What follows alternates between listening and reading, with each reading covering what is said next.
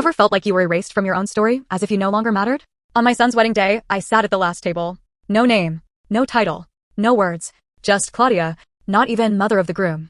I watched them toast, laugh, talk about a future I clearly wasn't part of. No mention, no glance, not a single hug. I wore the pink dress I'd saved for years. I'd baked his favorite banana bread, the kind I made when he was sick as a kid. I left it in the car. No one asked about it. No one asked about me. When the reception ended, I left. No one noticed.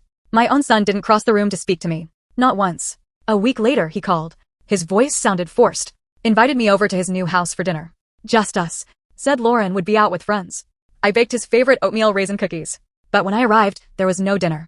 Just a table set for two, and a stack of papers. Power of attorney. Full control over my finances, my home, my life. He said it was just in case. Said everyone's doing it. Said it like it was completely normal to hand over your existence with one signature. I didn't sign. I took the papers home. That night, I went down to the basement. There was a box my husband Gabriel had left me before he passed. He always said, if anything ever happens, what you need is in there. I opened it with shaking hands. Inside were folders, contracts, a letter. Gabriel had left me $7 million invested, protected, hidden. Don't tell Nicholas, he wrote. Money changes people. Sometimes it just reveals who they already were. I sat on that cold floor for hours. I didn't cry. I couldn't. It felt like I had just uncovered a truth I'd been ignoring for years. 3 days later, I called Lucia, an old friend and retired lawyer. I showed her Gabriel's documents, then Nicholas's. Her expression darkened. This isn't love, Claudia. This is erasure. We sealed everything.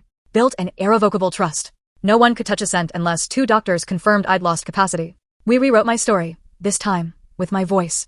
2 weeks later, Nicholas invited me to dinner again. Said no papers this time. I didn't go alone. Lucia waited a block away in her car, just in case. He welcomed me like nothing had happened. But on the table, another stack of documents. New, supposedly temporary. I let him talk. When he slid them toward me, I placed my own on top, a formal notice of trust execution. He read it. His face didn't change, but his eyes did.